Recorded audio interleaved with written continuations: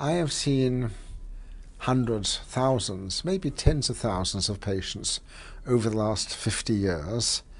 And although I always write voluminous notes on patients, it's relatively rarely that I will want to write up their story.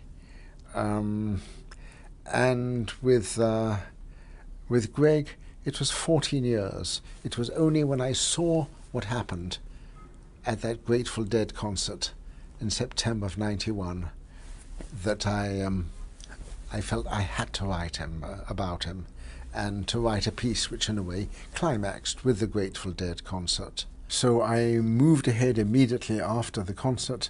I wrote a piece and it was published in the New York Review, The Last Hippie, in March of '92.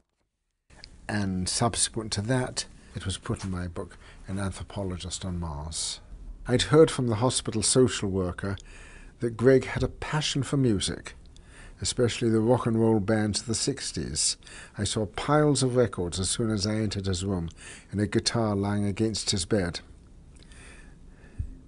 So now I asked him about this, and with this there was a complete transformation. He lost his disconnectedness, his indifference, and spoke with great animation about his favourite rock bands and pieces, above all of the Grateful Dead. I went to see them at the Fillmore East and in Central Park, he said. He remembered the entire programme in detail. But my favourite, he added, is Tobacco Road.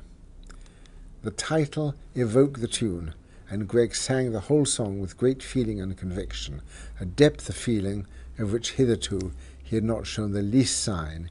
He seemed transformed, a different person, a whole person as he sang. When did you hear them in Central Park? I asked. It's been a while, over a year maybe, he answered. But in fact they had last played there 8 years earlier, in 1969. And the Fillmore East, where Greg had also seen the group, did not survive the early 1970s. He went on to tell me he once heard Jimi Hendrix at Hunter College, and Cream. He'd heard Jimi Hendrix at Hunter College, and Cream, with Jack Bruce playing bass guitar, Eric Clapton lead guitar, and Ginger Baker, a fantastic drummer. Jimi Hendrix, he added reflectively. What's he doing? Don't hear much about him nowadays.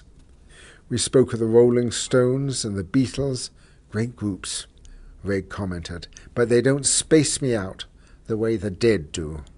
What a group, he continued. There's no one like them. Jerry Garcia, he's a saint, he's a guru, he's a genius.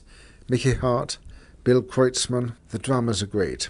There's Bob Weir, there's Phil Lesh, but Pigpen, I love him. This narrowed down the extent of his amnesia. He remembered songs vividly from 1964 to 1968.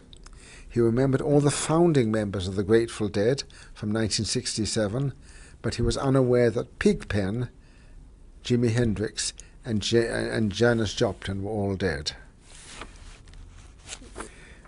His memory cut off by 1970 or before.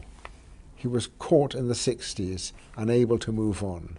He was a fossil, the last hippie.